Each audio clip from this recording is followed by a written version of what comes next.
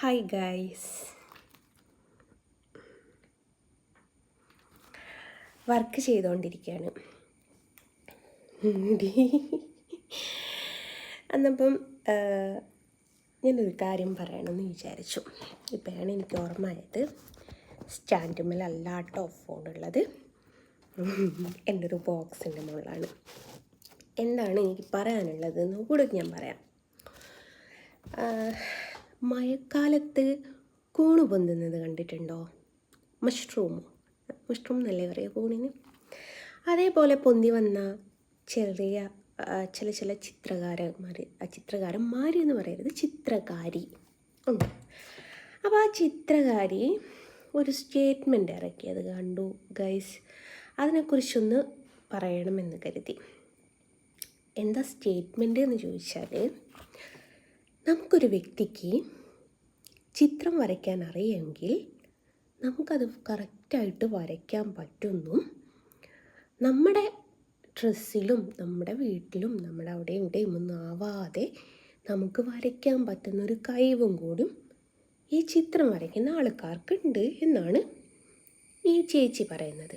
ചേച്ചി ആരാന്ന് വെച്ചാൽ, പൂരങ്ങളുടെ നാടായ നമ്മുടെ തൃശ്ശൂരുള്ള പൂരത്തിന് തിരികൊളുത്തുന്ന അല്ലെ പൂരത്തിന് മുൻപന്തിയിൽ നിൽക്കുന്ന നമ്മുടെ പൂരച്ചേച്ചി തന്നെ. അപ്പോൾ ചേച്ചി പറയുന്നത് എന്താ വെച്ചാൽ, ചിത്രം വരയ്ക്കുന്ന ആൾക്കാരുടെ കൈയിൻ്റെ മുകളിലോ ഡ്രസ്സിൻ്റെ മുകളിലോ ചിത്രം വരയ്ക്കുന്ന സ്ഥലത്തോ ഒന്നും പെയിൻ്റ് ആവില്ല പോലും. അങ്ങനെയാണ് പോലും ചിത്രകാരന്മാർ പെയിൻറ് ചെയ്യുന്നത് എന്ന് പറയുന്നു. അപ്പോൾ അത് കേട്ടപ്പം എനിക്ക് അതിനൊന്ന് പ്രതികരിക്കണം തോന്നി. ഇനി ആ ചേച്ചിനോട് പറയാനുള്ളത് എന്താണെന്നറിയോ? 1, 2, 3, 4 ഫോട്ടോ വരയ്ക്കുന്ന ആൾക്കാർക്ക് എവിടെയും ഡ്രസ്സിലോ കയ്യിലോ ഇതേപോലെ ചുമരിലോ ആക്കാതെ 1, 2, 3 ഫോട്ടോ വരയ്ക്കുന്നവർക്ക് പറ്റും. ഞാൻ 13 വർഷമായി വര തുടങ്ങിയിട്ട് 1000-ന് പുറത്ത് ചിത്രങ്ങൾ വരച്ചു. അപ്പം ഞാൻ ഒരേ സമയം 4-5 ഫോട്ടോസാണ് വരയ്ക്കുന്നത്. അപ്പോൾ എനിക്കിത് കൈമലാവുമോ? ഇത് ഞാൻ നേരത്തെ വരച്ചതാട്ടോ. കൈമലാവുമോ?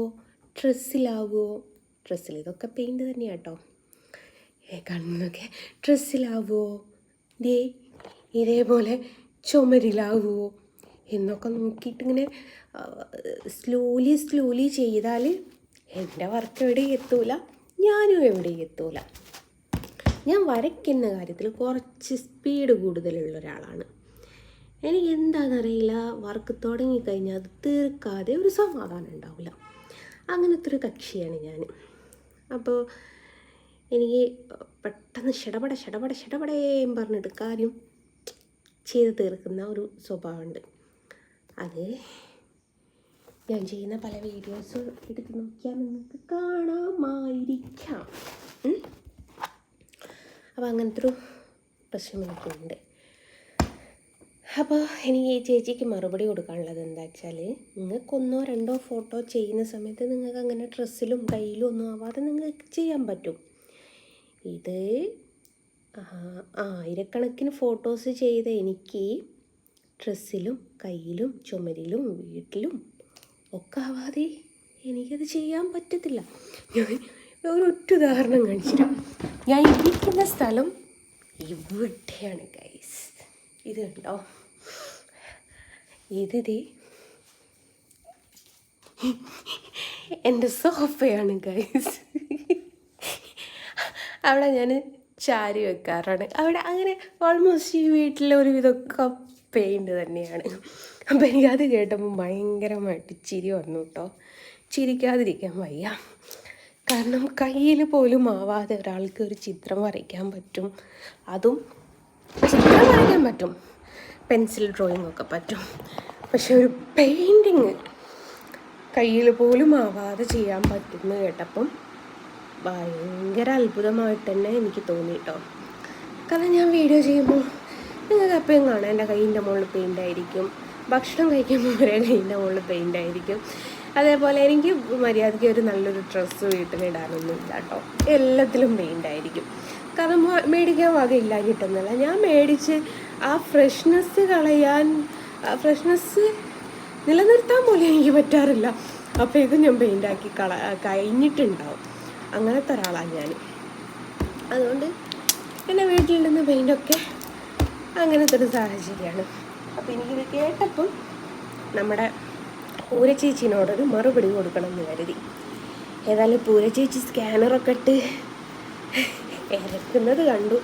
എനിക്ക് അതൊന്നും വന്നിട്ടില്ല ചേച്ചി. എനിക്ക് കാരണം എനിക്ക് ഇഷ്ടം പോലെ ഓർഡറുകളുണ്ട്, ഞാൻ ഇഷ്ടം പോലെ കാര്യങ്ങളൊക്കെ ചെയ്ത് തീർത്തു. ഇനി ചെയ്ത് തീർക്കാൻ വലിയ കാര്യങ്ങളൊന്നും ഇല്ല. ഉണ്ടോയെന്ന് ചോദിച്ചിട്ടുണ്ട് കേട്ടോ. മാതാപിതാക്കളെ ഹജ്ജിന് പറഞ്ഞേക്കുക എന്നുള്ളത് കാരണം അതുകൊണ്ട് എനിക്ക് ബാക്കിയൊക്കെ ഓൾമോസ്റ്റ് കഴിഞ്ഞതാണ്. അപ്പം വീടിന് വീടായി, കാറിന് കാറായി, ഫോണിന് ഫോണായി, കുട്ടികൾക്ക് 2 കുട്ടികളായി. എന്ന് വെച്ചാൽ എൻ്റെ കുട്ടികൾക്ക് 2 കുട്ടികളായി എന്നല്ല കേട്ടോ, എനിക്ക് 2 കുട്ടികളായി. അപ്പോൾ ചേച്ചിക്ക് അതുപോലും അച്ചീവ് ചെയ്യാൻ പറ്റാതിരിക്കുന്ന സമയത്ത് ഉണ്ടാകുന്ന ഒരു കുശുമ്പ്, അത്രമാത്രം കൂട്ടിയാൽ മതി ഇതിനെ എല്ലാവരും. അപ്പോൾ ഇതാണ് നമ്മുടെ പൂരച്ചേച്ചിനോട് പറയാനുള്ളത്. പൂരച്ചേച്ചിയെ നിങ്ങളോട് തോന്നെ വർത്തമാനം പറഞ്ഞു തന്നാലേ എനിക്ക് ഇത് ചെയ്ത് കഴിഞ്ഞിട്ട് വേണം കുറച്ച് പോയിട്ട് ചോറ് വെക്കണം. പിള്ളേരിപ്പോൾ ക്ലാസ് ഇട്ട് വരും. ചേച്ചിക്ക് പിന്നെ ആ ടെൻഷനൊന്നും ഉണ്ടാവില്ലല്ലോ. അപ്പോഴേക്കും എനിക്ക് ഫുഡാക്കണം, ഗീ റൈസ് വെക്കണം. ചിക്കൻ കറി ഓൾറെഡി ഞാൻ വെച്ചിട്ടുണ്ട്, ഗീ റൈസും കൂടി വെക്കണം. പിള്ളേർക്ക് ഭയങ്കര ഇഷ്ടമാണ്. അപ്പം പൂരച്ചേച്ചി കിട്ടിയില്ലേ മറുപടി? ടാറ്റാ.